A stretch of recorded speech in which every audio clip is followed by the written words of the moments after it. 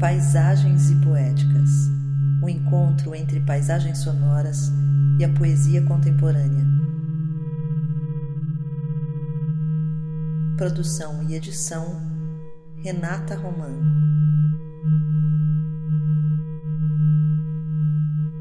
Poeta convidada, Eunice Arruda. No violoncelo, Peri Pani.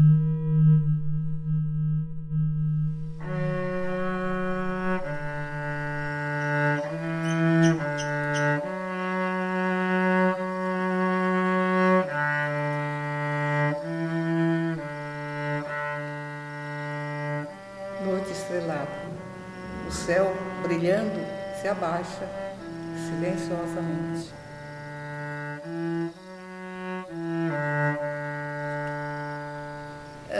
Meu avô tinha uma fazenda Boa Esperança, que ele, assim, a lenda que ele contava que ele veio de Minas, que ele veio a pé de Minas até lá, comprou todo aquele pedaço e foi fazendo uma fazenda Boa Esperança. Então, ele tinha um amor por aquele lugar. Ele tinha uma árvore que ele plantou e ficou uma árvore enorme, e ele sentava toda a tarde para olhar a árvore, na varanda da casa dele. Então eu vivi com essa paisagem. Quando eu falo de luar, é porque o luar ali clareia o chão. As estrelas são muito fortes, a natureza é muito forte. Depois ele morreu, e aí houve uma divisão de toda essa trajetória. Enquanto isso, também eu morei muito tempo na cidade, próxima de Santa Rita do Passa Quatro. Nessa cidade também que foi que eu conheci esse poeta, que meu orientador, o Mário Matoso. E depois eu mudei para São Paulo. Aí foi assim a ruptura. Mas eu morei nessa cidade, nesse lugar, de céu alto, se diz, né? Rolando no tronco, só restou uma folha seca. O trem já partiu.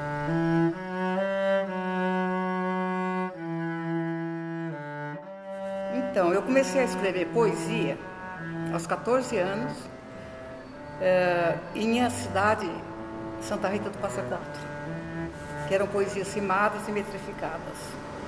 Quem me orientava na época era um poeta da cidade, chamado Mário Matoso. Então, eu encaminhava para eles poemas, ele lia, relia. Depois, quando ele via que estavam relativamente bons, ele publicava no jornal. Eu fiquei tão emocionada, tão entusiasmada de ver meu trabalho sendo avaliado e apreciado e publicado. Então, eu passei a escrever praticamente compulsivamente. Depois de um certo tempo, eu passei a fazer poemas não mais metrificados, não mais rimados, mas a forma livre. Eu iniciei a forma livre de escrita. E naquela época, naquele momento, eu imaginei que esta seria a forma mais eficaz de eu me comunicar. E a partir daí eu passei a escrever, a publicar, sempre, principalmente em função do leitor, que eu mais considerava que era esse poeta.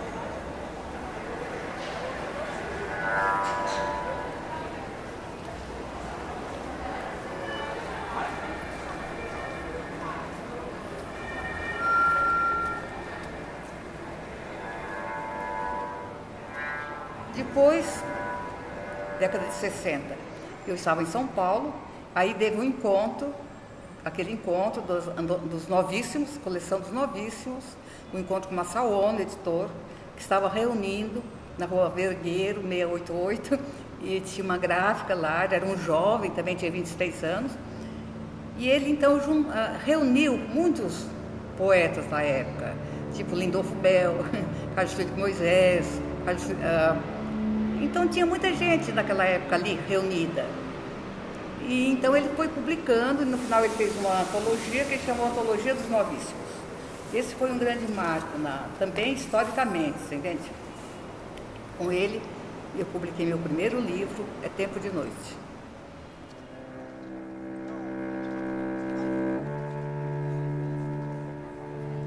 fardo nos ombros, o lavrador caminha leve, farta colheita.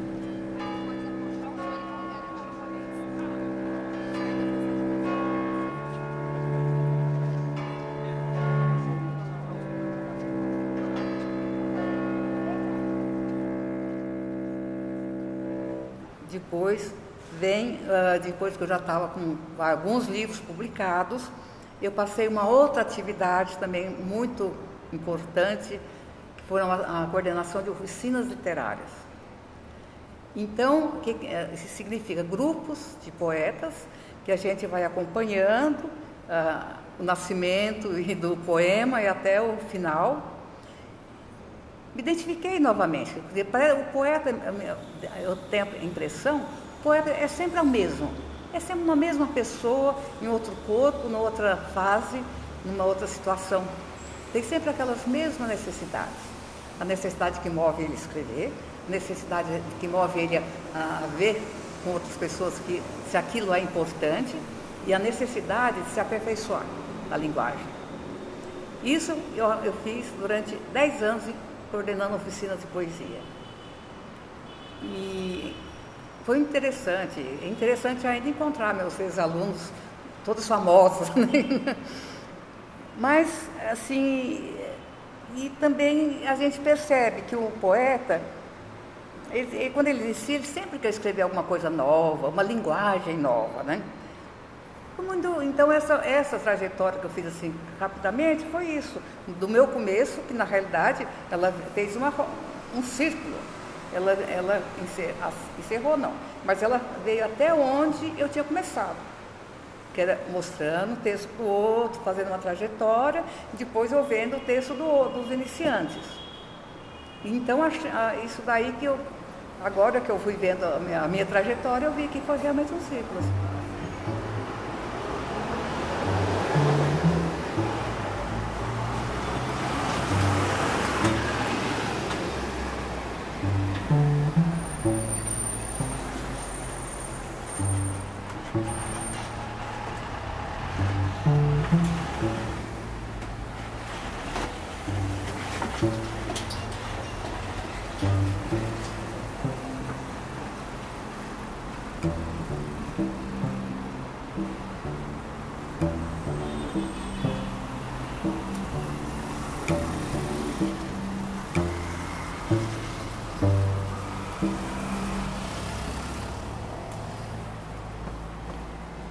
Olha, o processo criativo tem várias formas. Surge alguma coisa, surge aqueles papeizinhos assim que a gente anota,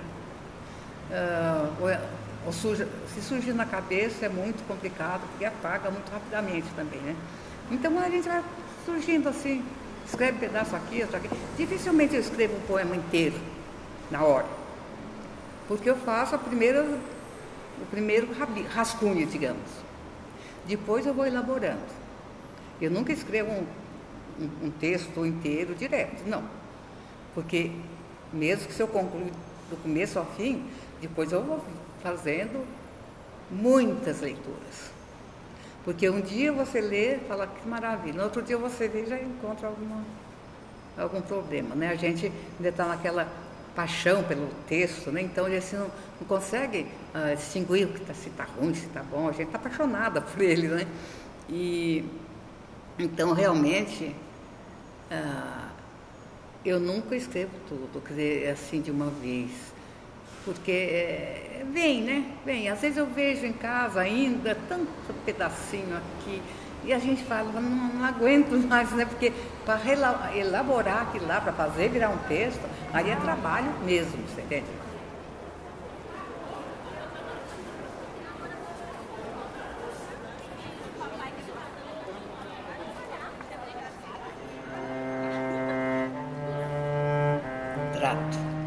Conviver com os poemas, ao redor da mesa, ao redor dos dias, como filhos, acariciar, cercear, deixar.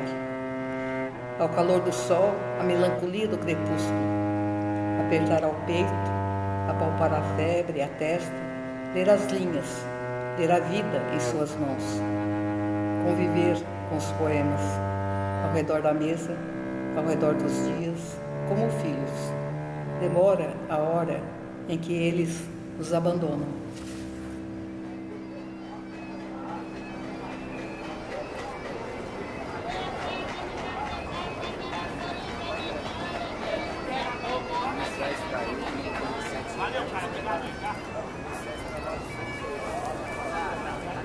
Esse papel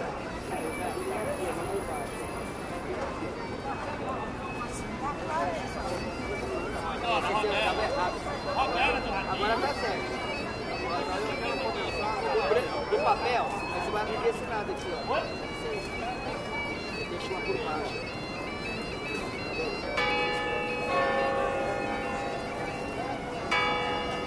O alemão falou do papel, tem uma por baixo.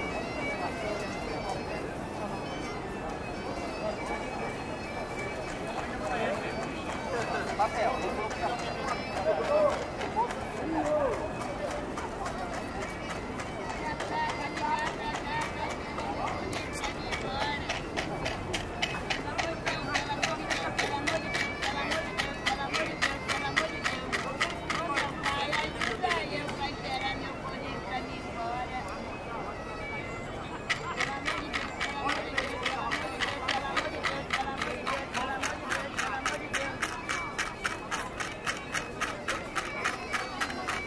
Então eu gosto de andar mesmo pela cidade.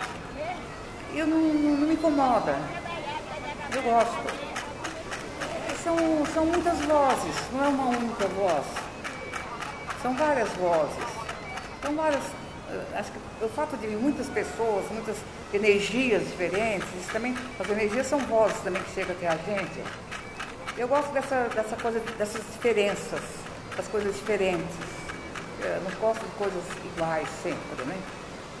Dessa repercussão exterior, dessa repercussão. Gosto de entrar no Mosteiro de São Bento, com aquele som, e sair, encontrar toda aquela confusão da cidade. Eu falo, estão sobrevivendo, estão coexistindo.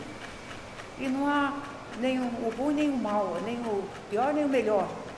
São coisas que se juntam. Então eu gosto dessas, entre aspas, misturas. Misturas.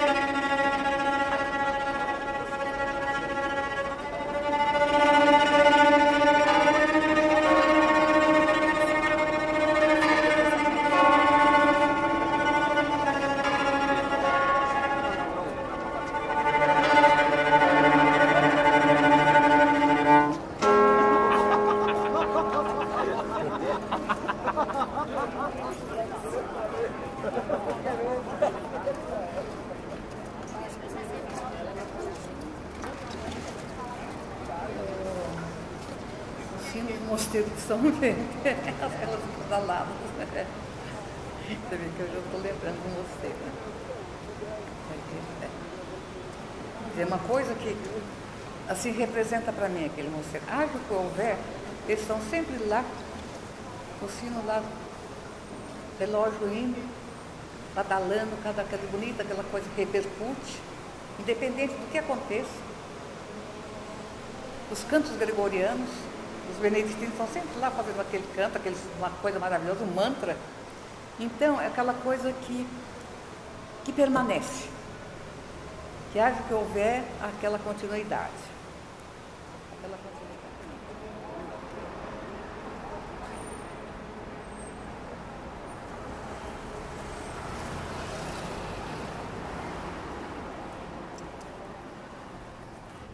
Monge, sempre longe, solitário monte, guardando na entranha adormecida chama. Sempre longe, solitário monge, olhando o céu se misturando às nuvens, sempre longe, sempre perto, de quem não esquece, de quem não esquece, solitário, monte fuge.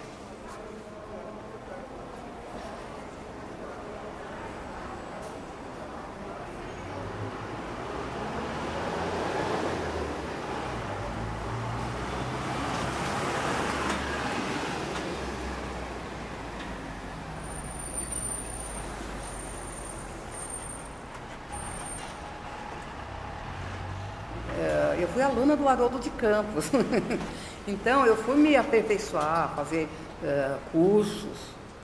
Então a gente foi estudando altos estudos para perceber que é a palavra necessária, que vai enxugando as coisas. Então eu não parei de estudar, você entende? De aperfeiçoar. Entre o primeiro e o último livro, não tem tanta assim diferença de forma. Lógico, agora depois eu trabalho mais com a palavra, eu sei mais como colocar as coisas, né? Mas é sempre assim, sempre essa tentativa de aperfeiçoar. Porque se eu não estivesse me aperfeiçoando, eu estaria fazendo as mesmas poesias que eu fiz quando eu entregava para aquele poeta de Santa Rita do Passa Quatro. Não tem nada tinha nada contra aquela época, foi uma aprendizagem. Mas também eu vi que não era, tinha que um outro caminhar, você entende? Então é essa trajetória.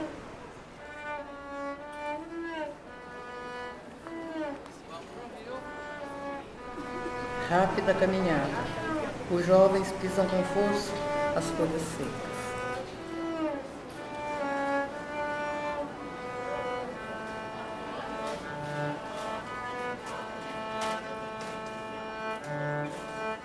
Aí o haikai entra na questão das oficinas literárias. Porque o grande problema da poesia e dos poetas, tudo, é saber enxugar o texto, digamos. Você não fazer aquele texto longo, aquela conversa longa. Agora, é difícil. E eu achei que a melhor forma de exercitar esse enxugamento, digamos, da linguagem, era o haikai, porque ele trabalha com o menor número de palavras, né? Então, ele é conciso, a concisão.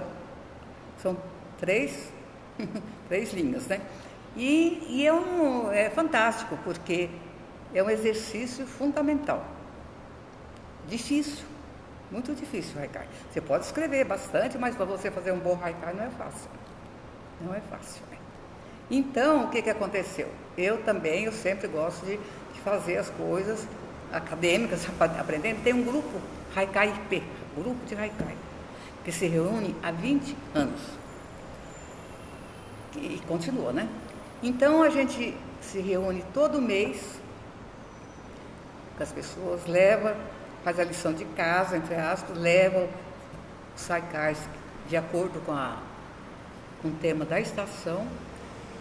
E ali, anonimamente, a gente passa e as pessoas fazem uma votação e a gente vê aquele que foi melhor, que foi pior, é uma avaliação do que a gente fez. E também acabei fazendo 2 livros de haikai. Há estações, e um outro, e faço parte de antologias também. E também para o aluno eu ensino muito haikai, mas com uma necessidade de concisão, para que ele aprenda a enxugar o texto. É muito difícil escrever haikai, muitos continuaram, até no grupo também, continuam participando. E esse grupo eu gosto muito porque também ele tem uma continuidade, ele não termina. Vão mudando as pessoas, mas ele continua, tem 20 anos. Paisagem. Helicópteros sobrevoam os assassinos do dia. Bombas pesadas de símbolo tentam voar.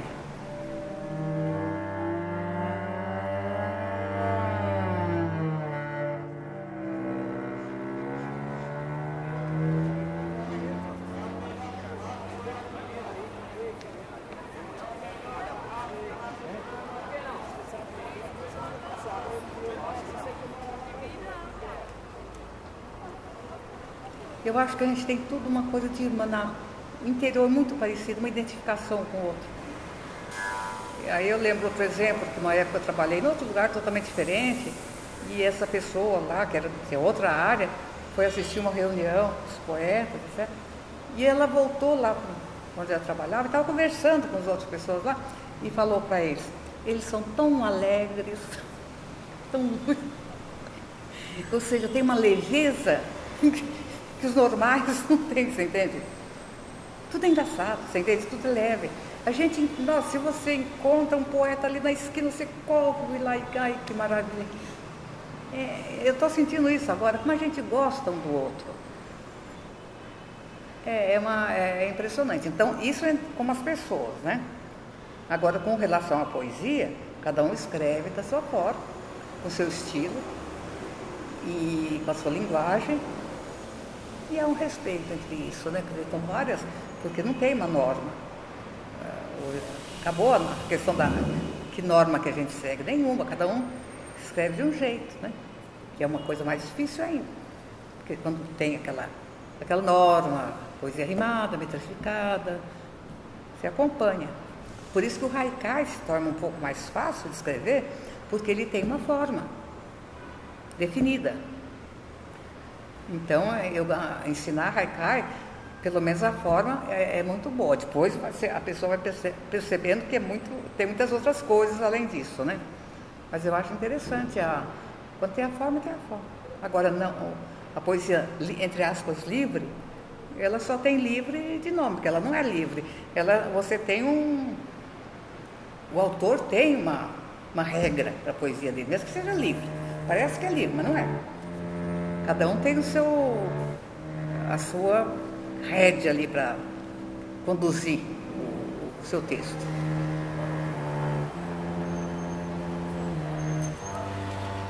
Os só poetas. Os só poetas abaixam a cabeça. Não tem o amparo, a paixão da teoria. Os só poetas não se debruçam sobre pensamentos alheios. Chegam rápidos, soltos no campo. Apagam o que foi escrito nas primeiras pedras. Os só poetas só recolhem o que ainda não existem e abaixam a cabeça.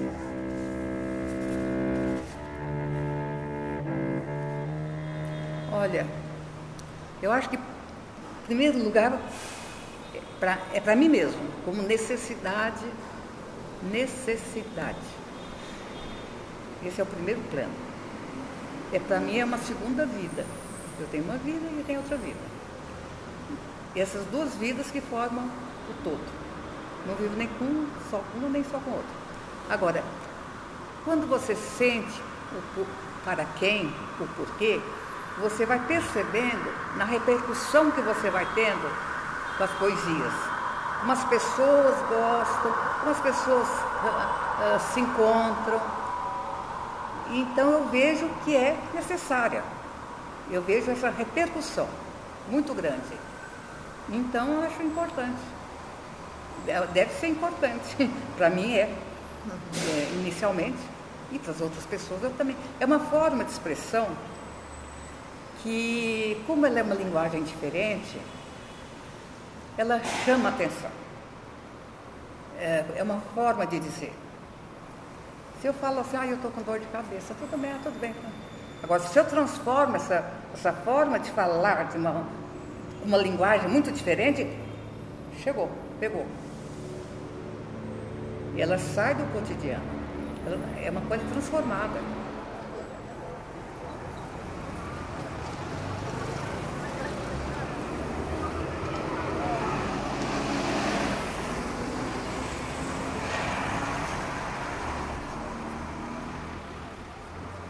Assim como eu gosto muito de poesia, eu falei, por que eu gosto tanto? Porque aquele poeta está dizendo alguma coisa que eu queria dizer. Da forma que eu queria dizer. Ele está demonstrando um sentimento que eu não consegui elaborar cotidianamente. Então, é uma segunda pessoa, é uma outra entidade que vai interpretar aquilo que a gente está sentindo. Porta entreaberta. Filhos alegres saindo. Frio, leve, chegando.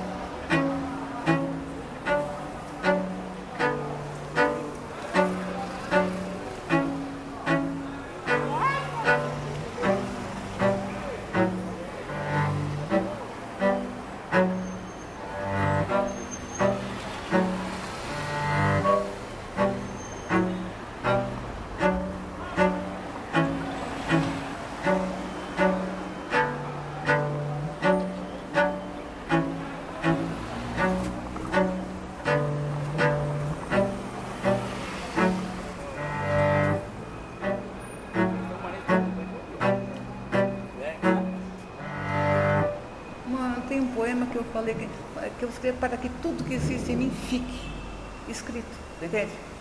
É uma forma de registro também. E um registro de uma forma tão diferente que chama atenção, você entende?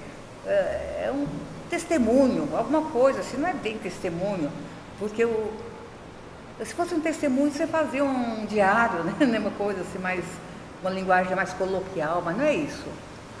É que transcende. É que isso que eu escrevo uma coisa, um texto. Na realidade, o que eu quero é que aquela outra pessoa, onde que ela estiver, ela sente igualzinho, fala, era isso que eu senti e não consegui expressar. Então, praticamente, é uma forma assim, de expressar o que outros não se expressaram.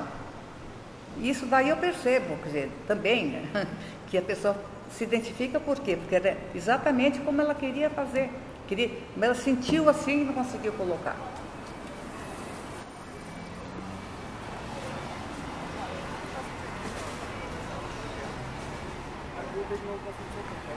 Eu acho que, para mim, a poesia é uma forma de viver. Muito mais consistente, muito mais real do que a cotidiana, digamos. Acho que eu acho que foi realmente alguma coisa que a poesia chegou para mim e me colocou. Eu vejo que se ela expande, se não expande, eu vejo que até expande mais do que eu esperava. Mas o importante é isso que eu queria fazer. É isso que eu me propus a fazer.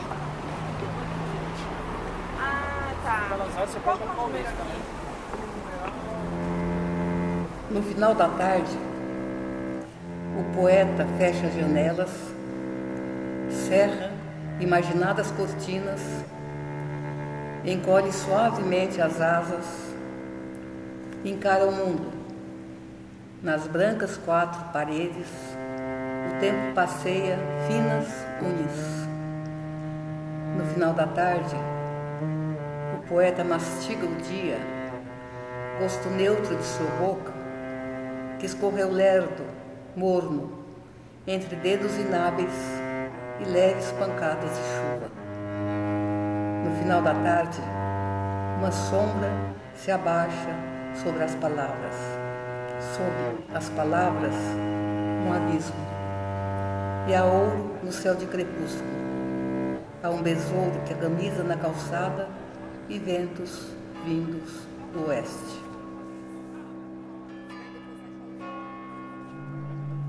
Paisagens e poéticas. Um encontro entre paisagens sonoras e a poesia contemporânea. Produção e edição, Renata Romano. Esta edição foi realizada pelo Governo do Estado de São Paulo, Secretaria de Cultura do Estado de São Paulo, Poieses, Instituto de Apoio à Cultura, à Língua e à Literatura, e Casa das Rosas, Espaço Haroldo de Campos de Poesia e Literatura.